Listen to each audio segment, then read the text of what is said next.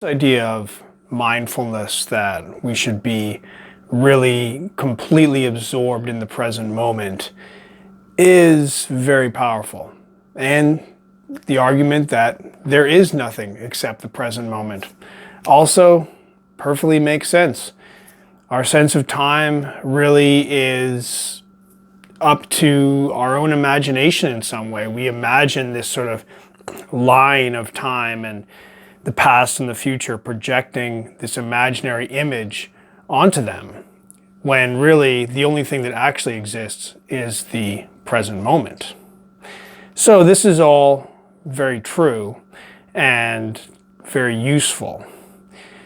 But on the other hand, it can also be a trap to be too much in the present moment. Now, maybe if you're like a perfect sage, mystic, enlightened, Zen master, then you can really live endlessly in the present.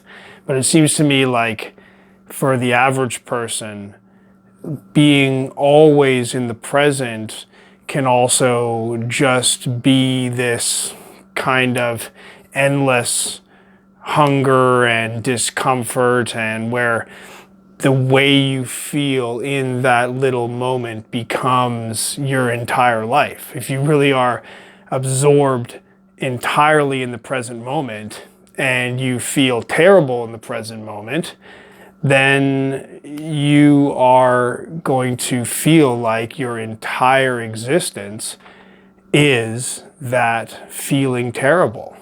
In order to see beyond that, you have to have some imagination, some idea that the way that I am now is not always going to be the way I am forever.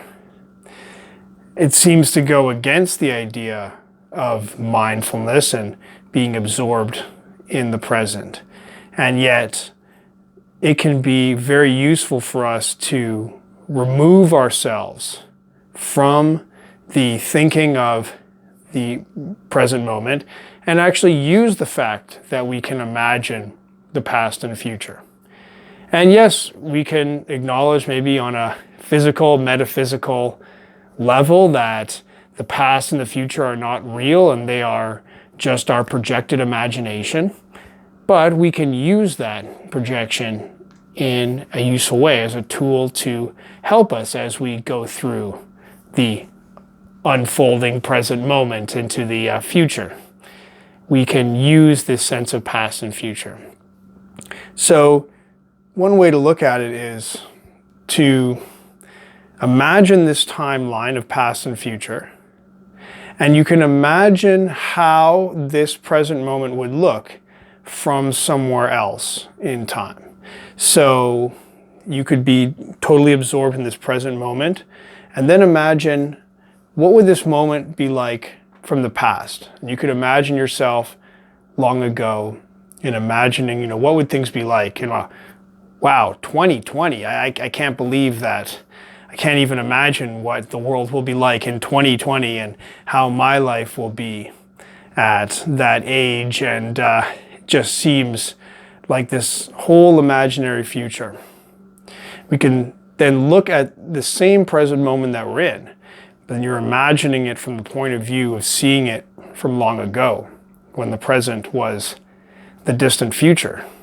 And that gives a different look on what's going on. It really lets me imagine this same moment differently, and maybe calls to mind some of the way that I felt back then, and whether or not my present is better or worse than what I might have imagined. But hey, the distant future is never something that you can really clearly imagine in any way.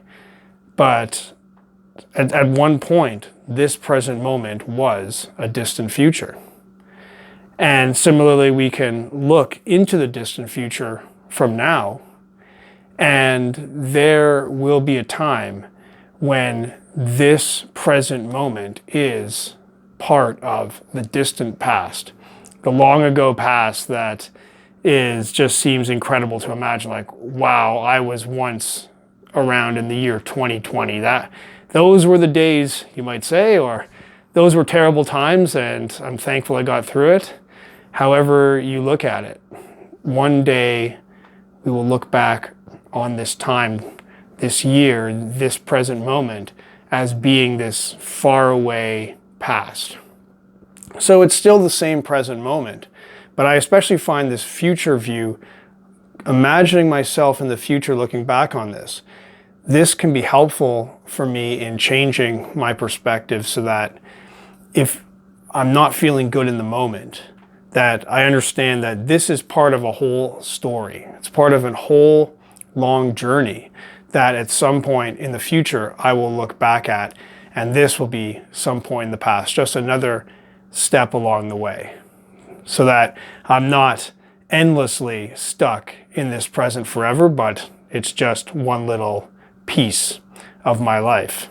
And if I'm feeling great at the moment, then it's still the same thing. Whether we're up or we're down, this moment will pass and will soon become part of the past. So as valuable as mindfulness and absorption in the present is, I also find it powerful to be able to bring this perspective where we can swing ourselves out into the distant past, looking forward to this moment, imagining it in the distant future, or we can swing out to the distant future and imagine looking back at this moment as being in the distant past, so that we can have new perspectives on this moment, break out of the focus entirely on being absorbed in the moment, and look at things from a bigger perspective. So I'd be curious to hear if you use a tool like this and how the present looks to you from your imagination of either the past or the future.